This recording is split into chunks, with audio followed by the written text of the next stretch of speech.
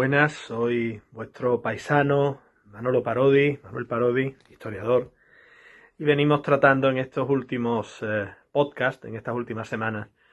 sobre los hechos del Trocadero, de los cuales este año conmemoramos el segundo centenario, el bicentenario. Hemos entrado a considerar no solamente la cuestión concreta, específica, de lo que sucede en agosto, septiembre, octubre de 1823 en la bahía de Cádiz, y en concreto en el Trocadero, también en Santipetri, pero fundamentalmente en la isla de Trocadero, esa defensa del constitucionalismo y las libertades que tuvo lugar hace ahora 200 años y de la cual Puerto Real fue absoluto protagonista, sino que venimos desgranando en estos últimos capítulos de esta pequeña serie de podcast cuál era la situación global de la Europa de principios del siglo XIX, la Europa contemporánea a aquellos hechos fundamentales en la historia del constitucionalismo y de la construcción de la democracia en el mundo occidental. Veíamos cómo en Francia se había producido el regicidio, la muerte, el asesinato del hermano del duque de Angulema, sobrino del entonces rey Luis XVIII, y decíamos en el último de los podcasts que íbamos a acercarnos también a otros países europeos de la época, porque en realidad a lo que asistimos en aquellos momentos es a lo que se viene denominando tradicionalmente las oleadas revolucionarias de la década de 1820 en Europa, que no solo afectaron a España, sino que al mismo tiempo que se hacían sentir en nuestro país, también tuvieron un impacto en otros espacios europeos, caso de Rusia, caso de la península italiana, caso de la propia Francia, o caso, por ejemplo, del vecino Portugal. Portugal no estuvo directamente relacionado con los hechos del Trocadero, pero sí que en la década de los 20 del siglo XIX, también en Portugal se produjo ese fenómeno revolucionario que tuvo tanto peso en la Europa del momento. La situación en Portugal es confusa. Se ha independizado el enorme territorio del Brasil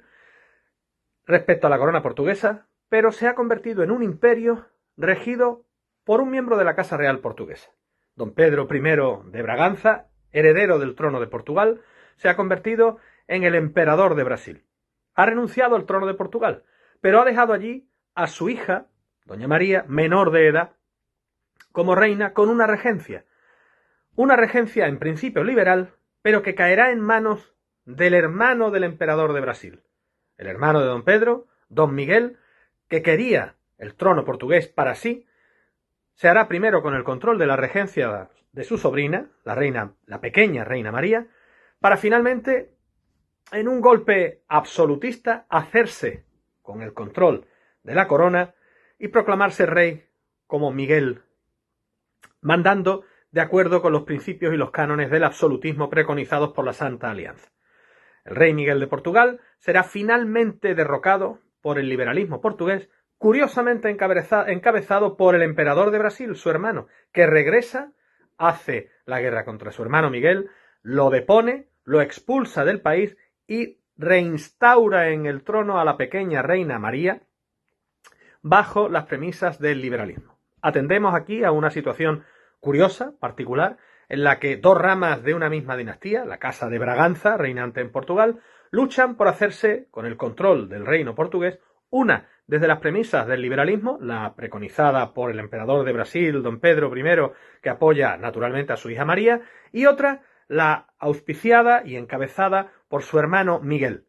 que intenta gobernar, como haría Fernando VII en España, de acuerdo con los principios del absolutismo. Finalmente, en Portugal, primará el liberalismo,